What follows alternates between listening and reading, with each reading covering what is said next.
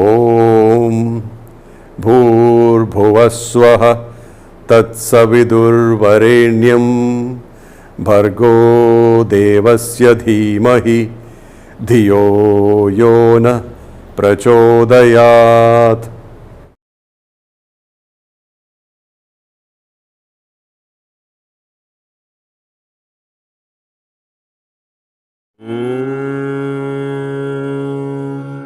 നമഃ ശിവായ.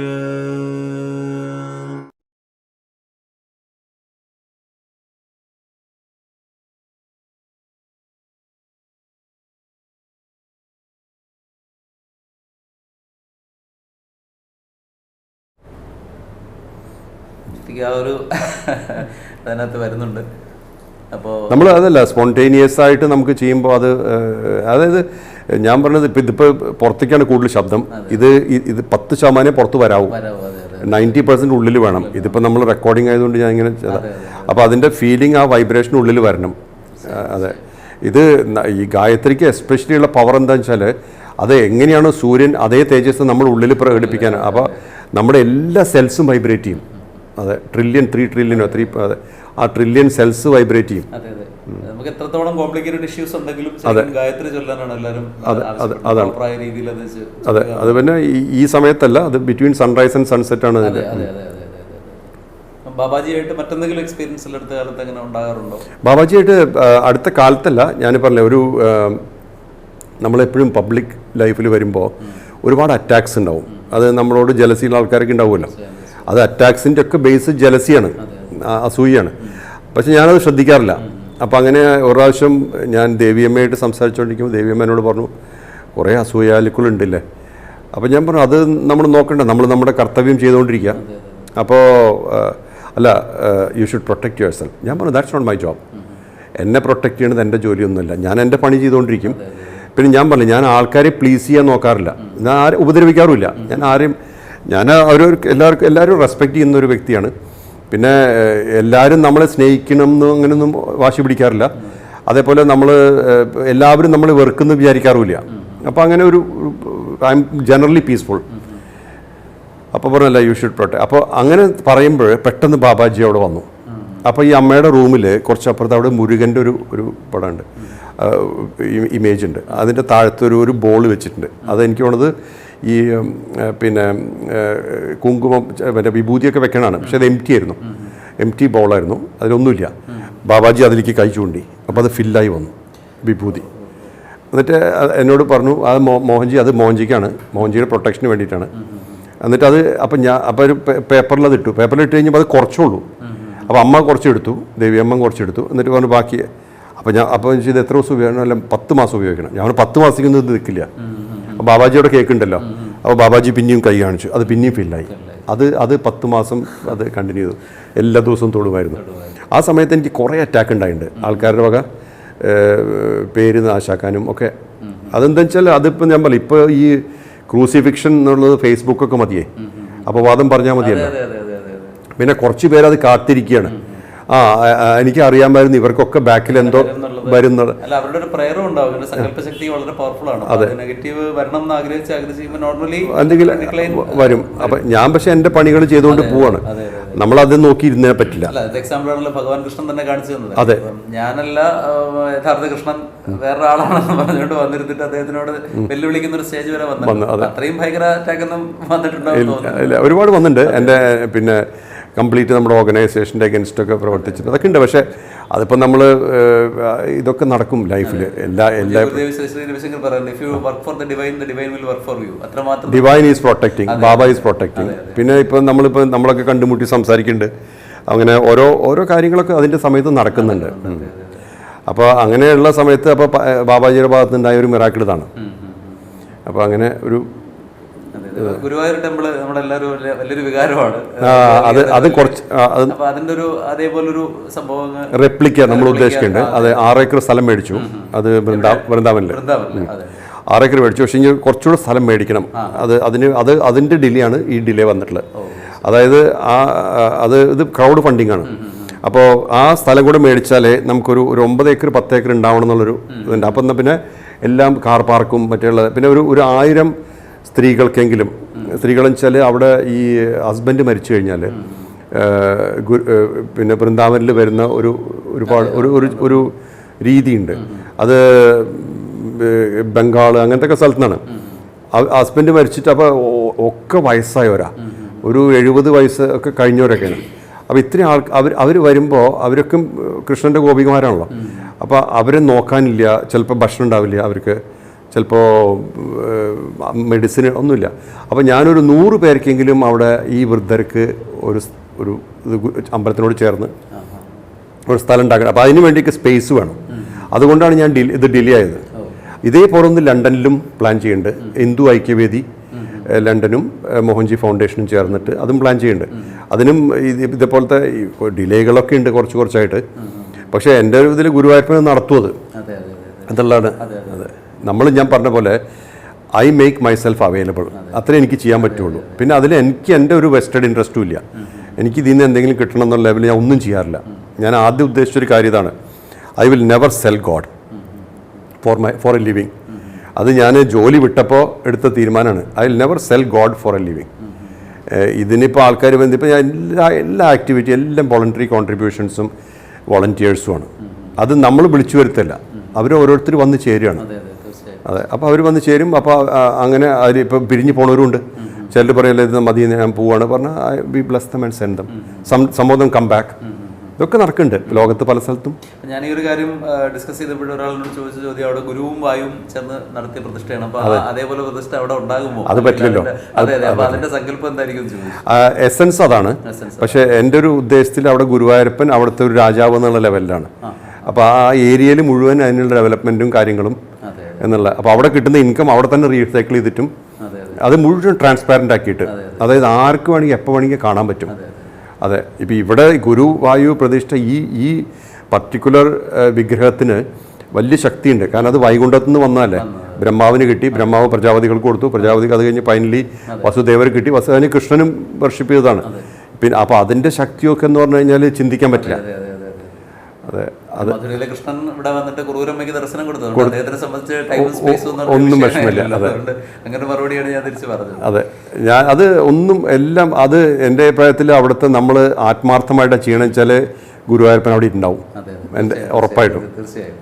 അതെ, ഇപ്പൊ എവിടെ ആണെങ്കിലും ഉച്ച സമയത്ത് ഇവിടെ വരുമെന്ന് പറയാറുണ്ട്. നമ്മുടെ പാൽപ്പായസം ഉണ്ടാക്കുന്ന സ്ഥലം കൃത്യമായിട്ട് ഭഗവാന്റെ അമ്പലപ്പുഴ അദ്ദേഹത്തിന്റെ സാന്നിധ്യം അവിടെ ഉണ്ടാകുമെന്ന് പറയുന്നുണ്ട്. ഉച്ചശീവേലി സമയത്ത് ഒരിക്കലും അവിടെ നിൽക്കുമ്പോൾ ആ ഒരു വൈബ്രേഷൻ നമുക്ക് അറിയാൻ പറ്റും. നല്ല ചൂടായിട്ട് നിൽക്കുമ്പോൾ പെട്ടെന്ന് ഒരു തണുത്ത കാറ്റ് ഇങ്ങനെ കടന്നു പോകുന്നത് നമുക്ക് അത് ഫീൽ ചെയ്യും. ഭഗവാൻ വരും, ഇതെല്ലാം ഭഗവാന് വിട്ടുകൊടുത്തിട്ടുണ്ട്. അതെ, അതെ, അതെ. Let him do it. അതെ, അപ്പൊ അങ്ങയുടെ അടുത്ത അപ്കമിങ് പ്രോജക്റ്റുകൾ അങ്ങനെ എന്തെങ്കിലും മറ്റെന്തെങ്കിലും തരത്തിലുള്ള ഈ കൊല്ലം ഇപ്പം ഞാൻ ഏപ്രിൽ 1-ാം തീയതി ഞാൻ പോകും, 1-2 തീയതി ഇവിടുന്ന് പോകും അമേരിക്കയിൽ. അപ്പോൾ അവിടെ ശിർദി ബാബയുടെ പ്രാണപ്രതിഷ്ഠയാണ് ഏപ്രിൽ 21-ന്. അതാണ് മേജർ പ്രോജക്റ്റ്. കഴിഞ്ഞ കൊല്ലം ഞാൻ ബ്രിട്ടീഷ് പാർലമെൻറ്റിൽ ഒരു ഹാളിൽ സംസാരിച്ചു. ഈ കൊല്ലം അവർ വിളിച്ചിട്ടുണ്ട്. അപ്പോൾ അത് ജൂൺ ജൂലൈയിൽ ബ്രിട്ടീഷ് പാർലമെൻറ്റിൽ. പിന്നെ അതുപോലെ ഈ കൊല്ലം എനിക്ക് പസഫിക് യൂണിവേഴ്സിറ്റി ഒരു ഡോക്ടറേറ്റ് തന്നു for the work I do in the world. അതേപോലെ ബ്രിക്സില്ലേ, ബ്രസീൽ, റഷ്യ, ഇന്ത്യ, ചൈന, അവരുടെ അവാർഡും കിട്ടി ഈ കൊല്ലം. അപ്പോൾ അത് രണ്ടും ഈ കൊല്ലമായിരുന്നു. അപ്പോൾ ഇവർ മറ്റേ ഒരു ഗ്രൂപ്പുണ്ട് സൗത്ത് ആഫ്രിക്കയിൽ, അതും ഈ ബിസിനസ്സുകാരുടെ ഗ്രൂപ്പാണ്. അവർ കമ്പാഷനേറ്റ്, അതായത് എത്തിക്കൽ ബിസിനസ്സിൻ്റെ. അപ്പോൾ അങ്ങനെ ഒരു അവാർഡും എനിക്ക് ഒരു ഡിക്ലെയർ ചെയ്തിട്ടുണ്ട് സെപ്റ്റംബറിൽ. അപ്പോൾ ഇതൊക്കെയാണ് മെയിൻ. പിന്നെ ഞാൻ പറഞ്ഞ പോലെ ടർക്കിയിൽ ഒരു 1000 ചെടികൾ നടുന്ന ഒരു ഫ്രൂട്ട് സാപ്ലിങ്സ്, അതിൻ്റെ ഒരു പ്രൊജക്റ്റ് ഉണ്ട്. പിന്നെ നമ്മുടെ യൂഷ്വൽ ഇതൊക്കെ ഉണ്ട്. കൈലാസ് ട്രിപ്പ് ഉണ്ട്. കൈലാസ് ട്രിപ്പ് അതിപ്പോൾ ഇന്ത്യൻ വിസ ഹോൾഡേഴ്സിന് അവർ കൊടുക്കുന്നില്ല, ഇപ്പോഴും ഇതുവരെ ഓപ്പൺ ചെയ്തിട്ടില്ല എന്ന് മനസ്സിലാക്കി. അപ്പോൾ ഫോറിനേഴ്സ് പോകുന്നുണ്ട്, കഴിഞ്ഞ കൊല്ലം പോയി. അപ്പോൾ ഞാൻ അവർ കഠ്മണ്ഡുവിൽ പോയി സീ ഓഫ് ചെയ്യും, അങ്ങനെയാണ് പതിവ്. അപ്പോൾ ഇത്തവണ അവർ പറഞ്ഞു, നിങ്ങൾ പിന്നെ നേപ്പാളിലൊരു കോർണറിൽ നിന്ന് കൈലാസ് നന്നായിട്ട് കാണുന്ന ഒരു സ്ഥലമുണ്ട്, അപ്പോൾ അവിടേക്ക് ചൈനയിലേക്ക് കയറണ്ട. അപ്പോൾ ചിലപ്പോൾ അവിടെ വരെ പോകാമെന്നുള്ളൊരു ചിന്തയുണ്ട് ഇപ്പോൾ. കാരണം കുറേ പേര് കൈലാസ് കാണണമെന്നുണ്ട്. അപ്പോൾ അതൊക്കെ പ്ലാനുണ്ട്. അങ്ങനെ മുക്തിനാഥ് പ്ലാനുണ്ട് അവിടെ, അതും നേപ്പാളിൽ തന്നെ. അത് 126 തീർത്ഥങ്ങളുള്ള മറ്റേ മുക്തിനാഥ് അവിടെ പോയി കഴിഞ്ഞാൽ വെച്ചാൽ മഹാവിഷ്ണുവാണ് അല്ല, പക്ഷെ അത് മുക്തിയുടെ, അതായത് അവിടെ പോയി കഴിഞ്ഞാൽ നമ്മൾ പിന്നെ വൈകുണ്ഠത്തിലേക്ക് ക്ലോസ് ആയി അടുത്ത വൈകുണ്ഠത്തിനോട് ചേർന്നു അടുത്തെത്തിയെന്നാണ് പറയാം. അപ്പോൾ അതൊരു പ്ലാൻ ഉണ്ട്. അത് ഞാൻ മുമ്പ് പോയിട്ടുള്ളതാണത്. അപ്പോൾ അതങ്ങനെ പ്ലാൻ ഉണ്ട്. പിന്നെ യൂഷ്വൽ അതിപ്പോൾ ഇനിയിപ്പം യാത്ര തുടങ്ങുകയായി. ഇപ്പം ഓസ്ട്രേലിയയിൽ നിന്ന് ഞാൻ ഇന്നലെ വന്നു. ഏപ്രിൽ 2-ാം തീയതി അമേരിക്ക പോകും. പിന്നെ യൂറോപ്പ്, പിന്നെ ലണ്ടൻ, സ്കോട്ട്ലൻഡിലൊരു ആശ്രമമുണ്ട്. അപ്പോൾ അവിടെ കുറച്ച് നേരം സ്പെൻഡ് ചെയ്യും. പിന്നെ അത് കഴിഞ്ഞ് ഞാൻ ഈ കഠ്മണ്ഡുവിലും പോയി പിന്നെയും എനിക്ക് തിരിച്ചു പോകണം. അപ്പോൾ കുറേ സ്ഥലത്ത് ഇപ്പോൾ ഈ സൗത്ത് ആഫ്രിക്കയിൽ ഞാൻ പറഞ്ഞു സെപ്റ്റംബർ. അതെ, അപ്പോൾ അങ്ങനെയൊക്കെ യാത്രകളുണ്ട്. അപ്പോൾ എന്നാലും അങ്ങയുടെ മുഖത്ത് നോക്കി സംസാരിച്ചുകൊണ്ടിരിക്കുമ്പോൾ പലപ്പോഴും ഇങ്ങനെ പല രൂപങ്ങളാണ് തെളിഞ്ഞു വരുന്നത് മുഖത്ത്. പല ആളുകളുടെ ചില കാര്യം ഇങ്ങനെ എന്താ പറയുക, ചില പ്രത്യേകമായിട്ടുള്ള ക്യാരക്ടറിസ്റ്റിക് ഫീച്ചേഴ്സ് തെളിഞ്ഞു വരുന്നുണ്ട്. പിന്നെ അങ്ങയുടെ കണ്ണുകൾക്ക് ഒരു പ്രത്യേകത തോന്നുന്നത്, കണ്ണ് രണ്ടിൻ്റെയും കൃഷ്ണമണി രണ്ടും എന്താ പറയുക, ഒരു സാധാരണ രീതിയിലല്ല. അത് ശ്രദ്ധിച്ചിട്ടുണ്ടോ? അതോ ശ്രദ്ധിക്കുകയാണ്? തീർച്ചയായിട്ടും ചോദിച്ചതാണ്. പല ആൾക്കാരും പലതും പറയും. അത് അലൈൻമെന്റിന്റെ ലക്ഷണം. അതെ, അതാണ് ചോദിച്ചത്. സൂര്യനും ചന്ദ്രനും വിസിബിൾ ആണത്, കൃത്യമായിട്ട് വിസിബിൾ ആണ്. കറക്റ്റ് സെന്ററിലേക്ക് വരിക എന്ന് പറയുന്ന സംഗതി വിസിബിൾ ആണത്. സൂര്യചന്ദ്രന്മാർ ചേരുമ്പോൾ അത് വരുന്നതാണ് പറയുന്നത്. അത് ഓരോ അവസ്ഥകളുടെ എക്സ്പ്രഷൻ അത്രേ ഉള്ളൂ. കാരണം അത് നമ്മൾ കണ്ടുകൊണ്ടിരിക്കുന്ന പ്രേക്ഷകർ എന്തായാലും വളരെയേറെ ഇതായിട്ടുള്ള ഒരുപാട് പ്രേക്ഷകർ നമുക്കുണ്ട്. അപ്പോൾ അതുകൊണ്ട് തീർച്ചയായിട്ടും അവർ നോട്ട് ചെയ്യുന്നതുകൊണ്ടാണ് ഞാനത് അങ്ങോട്ട് ചോദിച്ചത്. മനസ്സിലെങ്ങനെ ചോദിക്കണമെന്ന് തോന്നി. അപ്പോൾ എന്തായാലും ഒരു ഗ്രേറ്റ് എക്സ്പീരിയൻസ് പറ്റിയതിന് വളരെ വലിയൊരു അനുഭവം. നമ്മൾ ഒരുപാട് പ്രാവശ്യം പ്ലാൻ ചെയ്ത് നടന്നില്ലല്ലോ. അതെ, എന്തായാലും നന്നായി. അത് എനിക്ക് തീരെ സുഖമില്ല, കാരണം ഒരു ഉജ്ജയിൻ ട്രിപ്പ് കഴിഞ്ഞിട്ട് അമ്മ ഇസ് നോട്ട് വെൽ. അപ്പം ഞാനും പെട്ടെന്ന് ഇങ്ങനെ ഡൗൺ ആയി. പക്ഷേ ഓൾറെഡി സഡൻ ഇങ്ങനെ ഒരു വരുന്നു എന്ന് പറയുമ്പോൾ പിന്നെ ഞാൻ എന്തായാലും നെവർ വാണ്ട് ടു മിസ്. നന്നായി, വലിയ സന്തോഷം. ശബ്ദത്തിന് ചെറിയൊരു പ്രശ്നമൊക്കെ ഉണ്ട്, പക്ഷേ എനിക്കോ I think I could manage. നന്നായി. അത് അല്ലേ, നമ്മളിപ്പം ഇതെന്താ ചെയ്തിലിപ്പോൾ ഒന്നും പ്രൂവ് ചെയ്യാനല്ലല്ലോ. അത് ഒരു സത്സംഗല്ലേ. അപ്പം നമ്മളതൊന്നും പ്രൂവ് ചെയ്യാനൊന്നുമില്ല. അത് ആര് കേൾക്കും എന്നറിയില്ല, കേൾക്കണവർക്ക് എന്ത് എഫക്റ്റ് ഉണ്ടാവും എന്നറിയില്ല. പക്ഷെ നമ്മുടെ ജോലി എന്ന് പറഞ്ഞാൽ ഡെലിവറി ചെയ്യുക, അതായത് ഭക്ഷണം ഉണ്ടാക്കി ടേബിളിൽ വെക്കുക. ആർക്കൊക്കെ വിശപ്പുണ്ടാവും നമുക്ക് പറയാൻ പറ്റില്ല. ആരൊക്കെ കഴിച്ച് നന്നായി ഡൈജസ്റ്റ് ചെയ്യുന്ന അറിയില്ല, അല്ലേ, ഒന്നും അറിയില്ല നമുക്ക്. അപ്പോൾ അങ്ങനെയുള്ള വഴി തെളിച്ചു തന്നത് വൈത്തീശ്വരം ആയുർവേദ അതിലെ അനിലേട്ടനാണ്. അദ്ദേഹമാണ് ഇതിനുള്ള എല്ലാ വഴികളും. അനിൽ എന്നോട് പലപ്പോഴും പറഞ്ഞു. അപ്പോൾ ഞാൻ പറഞ്ഞു ഞാൻ ഉറപ്പായിട്ടും ചെയ്യാം, പക്ഷെ ആ സമയം ഒന്ന് ശരിയാക്കണം. എനിക്ക് ആദ്യം ഒരു ഭയമായിരുന്നു, കാരണം അത്രയും വലിയൊരു ആള്. അങ്ങനെയൊന്നുമില്ല, അങ്ങനെയല്ല, ഒരു വലിയൊരു പ്രൊഫൈൽ. അപ്പം പുള്ളി പറഞ്ഞു അല്ല, അദ്ദേഹം എന്ന് പറഞ്ഞാൽ അത്രയും സിമ്പിളാണ്, സംസാരിക്കാൻ മനസ്സിലാവും എന്ന് പറഞ്ഞു. നമ്മളങ്ങനെ നമ്മളാരും വലുതൊന്നുമല്ല. നമ്മുടെ ഒരു പൊതുവേ അത് ആൾക്കാർക്ക് നമ്മുടെ എല്ലാ ലൈഫ് മുഴുവൻ പെർസെപ്ഷനാണല്ലോ, എല്ലാം പെർസെപ്ഷനാണ്. അതിൻ്റെ പ്രൂഫാണ് ബാബാജി പിന്നെ ലഹരി മഹാശയ്ക്ക് ഇനീഷ്യേറ്റ് ചെയ്തപ്പോൾ അതൊരു കൊട്ടാരാക്കി. ഒരു ഗുഹയാണത്, പക്ഷെ അത് കൊട്ടാരത്തിൻ്റെ അത് പെർസെപ്ഷനാണത്. നമ്മൾ എങ്ങനെ പെർസീവ് ചെയ്യണം, അപ്പോൾ നമ്മുടെ മനസ്സിലുള്ള ആഗ്രഹം നമ്മൾ എങ്ങനെ പെർസീവ് ചെയ്യണം. അത് കൈലാസത്തിനെ കുറിച്ച് പറയലുണ്ട്. നമ്മൾ കൈലാസത്തിനെ എങ്ങനെ കാണുന്നു അതേപോലെ കാണാൻ പറ്റുള്ളൂ. നമ്മൾ എങ്ങനെയാണോ ചിന്തിക്കുന്നത് അല്ലെങ്കിൽ പെർസീവ് ചെയ്യുന്നത് അതേപോലെയാണ് ഓരോ വ്യക്തികളും. നമ്മൾ മുൻവിധി വെച്ച് കാണുന്നതാണ് എപ്പോഴും നമുക്ക് ഹാം ചെയ്യുന്നത്. അപ്പോൾ നമുക്ക് അറിയാൻ പറ്റുന്നില്ല, ആ കണക്ഷൻ അവിടെ വിട്ടുപോവാണ്. അപ്പോൾ നമ്മൾ മുൻവിധി വെച്ച് കാണുന്നു. അപ്പോൾ അതിൽ ഞാനിപ്പോൾ അന്ന് ഇതിൽ പറഞ്ഞൊരു കാര്യമാണ് ഈ ആൾദൈവങ്ങൾ ഉണ്ടല്ലോ. എങ്ങനെയാണ് ആൾദൈവമാവുന്നത്?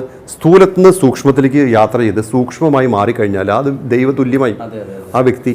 സ്ഥൂലത്തിലിരിക്കുമ്പോഴാണ് മനസ്സും വികാരവും ബുദ്ധിയും ഇതൊക്കെ. അതിൽ നിന്ന് മാറി സൂക്ഷ്മത്തിൽ വരുമ്പോൾ മനസ്സും ലയിച്ചു പോയി, ബുദ്ധിയും എല്ലാം പോയി. ആ വ്യക്തി സൂക്ഷ്മത്തിൽ നിൽക്കുന്ന വ്യക്തി ഒരു ദൈവതുല്യനാണല്ലോ. കാരണം അദ്ദേഹം ആണല്ലോ, അവതാരങ്ങളല്ലേ. അതെ. അപ്പോൾ ഇപ്പോൾ ബാബാജിയും ഇവരൊക്കെ വലിയ വലിയ മാസ്റ്റേഴ്സ് അല്ലേ. അപ്പോൾ നമ്മൾ ഇതെല്ലാം ഉണ്ട്, എല്ലാ ഡയമെൻഷൻസും ഉണ്ട്. നമുക്കും മൾട്ടിപ്പിൾ ഡയമെൻഷൻസ് ഉണ്ട്, മൾട്ടിപ്പിൾ പോസിബിലിറ്റി ഉണ്ട്. നമ്മൾ എന്തുകൊണ്ടാണ് അവിടെ എത്താത്തതെന്ന് വെച്ച് കഴിഞ്ഞാൽ നമ്മൾ ഈ ഒരൊറ്റ ഡയമെൻഷനെ മാത്രം പരിപോഷിപ്പിച്ച് നിർത്തുക. ഇതിന് മുകളിലാണ് ഇൻവെസ്റ്റ്മെൻറ്റ്, ഈ ഐഡൻറ്റിറ്റിക്ക്. ആ ഐഡൻറ്റിറ്റിയിലെ ഇൻവെസ്റ്റ്മെൻ്റ് ആണ് നമ്മുടെ ബ്ലോക്കേജ്. അതുകൊണ്ടാണ് വരുന്നത്. അല്ലെങ്കിൽ ഒരിക്കലും നമ്മുടെ എത്രയും ഡയമെൻഷൻസ് ഉള്ള ആളല്ലേ. 30 മുക്കോടി ഡയമെൻഷൻസ് ഉണ്ട് നമുക്ക് ആ ഡയമെൻഷൻസിൽ നമുക്ക് എല്ലാം ഒന്നും ഫീൽ ചെയ്യണം, പെർസീവ് ചെയ്യണം എന്നല്ല. പക്ഷെ നമ്മുടെ പോസിബിലിറ്റി അൺലിമിറ്റഡ് ആണ്. അത് അനുഭവിച്ച് അറിയാൻ പറ്റും. കളിയാക്കിയാണ് പറഞ്ഞത് ഹിന്ദു മതത്തിൽ ഇത്രയും 30 മുക്കോടി ദേവതകളുണ്ട് എന്ന് പറയുന്ന, പക്ഷെ അങ്ങ് പറയുന്ന ഒരു രീതിയിലല്ല അവർ കാണുന്നത്. അല്ലല്ല, 30 മുക്കോടി ഡയമെൻഷൻസ് ഉണ്ട് നമ്മുടെ ഇതിൽ.